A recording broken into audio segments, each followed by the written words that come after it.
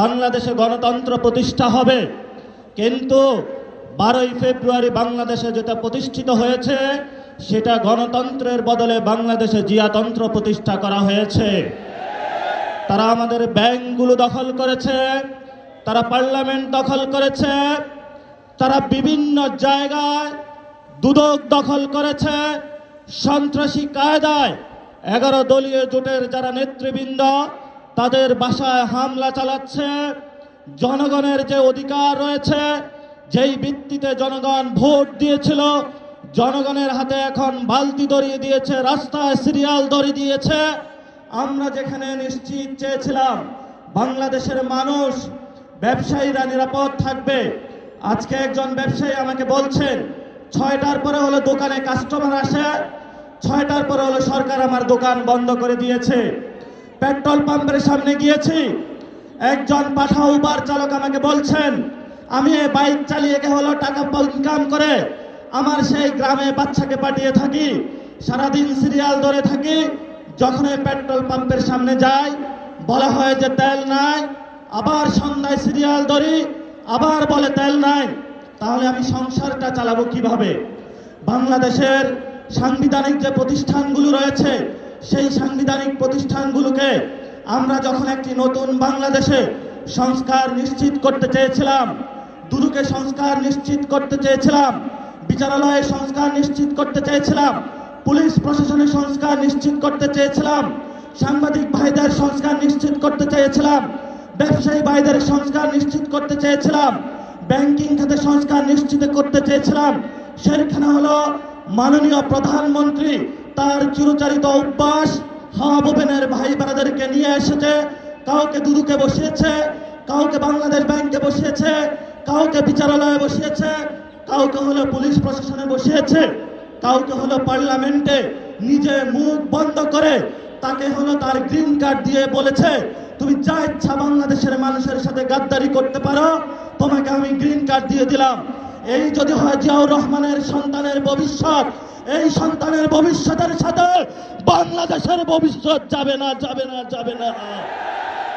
বাংলাদেশের ভবিষ্যৎ যাবে উসমান হাদির পথে, বাংলাদেশের শান্তির পথ যাবে আমাদের 71-এর শহীদদের পথে, বাংলাদেশের ভবিষ্যৎ যাবে 24-এর গণ অভ্যুত্থানের শহীদদের পথে। যদি এই পথকে বাধা হয়ে দাঁড়ায় আমরা তাদেরকে প্রতিরোধ করতে প্রস্তুত আছে ইনশাআল্লাহ। আমরা সেই দিন শাহবাগে দাঁড়িয়েছিলাম, সরকারকে আলটিমেট দিয়েছিলাম আমরা কালকে কাউরান বাজার যাচ্ছি, এর পরের দিন ফার্মগেট যাচ্ছি, এর পরের দিন গণভবন যাচ্ছি। সরকার কর্ণপাত করে নাই। আজকে আমরা পল্টন মোড়ে দাঁড়িয়েছি। আপনাদের জানাশোনা থাকার কথা, ইলেকশনের পরে আমাদের 11 দলীয় জোটের প্রথম প্রোগ্রাম বাইতুল মোকাররমে হয়েছিল। আজকে আমরা আরেকটু এগিয়ে সেইখানে প্রোগ্রাম করেছি। ইনশাআল্লাহ আমাদের এই মিছিল যদি সরকার সঠিক পথে না আসে, জনগণের গণভোটের রায় বাস্তবায়ন না করে, সংস্কার প্রক্রিয়া বাস্তবায়ন না করে, জনগণের অধিকার নিশ্চিত না করে, দ্রব্যমূল্যের দাম না কমায়, জ্বালানি সংকটের নিরসন না করে, এবং বিচারালয় থেকে শুরু করে সকল যে জায়গায় সরকার গুন্ডা সন্ত্রাসী হাওয়া বোবেনের লোক বসিয়েছে, গণতান্ত্রিক প্রক্রিয়ায় সরকারের সেই প্রতিষ্ঠানগুলোকে জনগণের কাছে যদি ন্যস্ত না করা হয়, আমাদের এই মিছিল পরবর্তীতে কাকরাইল যাবে।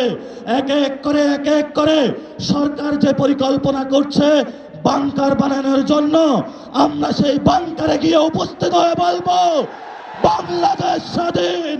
সেই স্বাধীনতার আওয়াজ দিয়ে আমাদের এই মিছিল চলবে, আজাদির সংগ্রাম চলবে।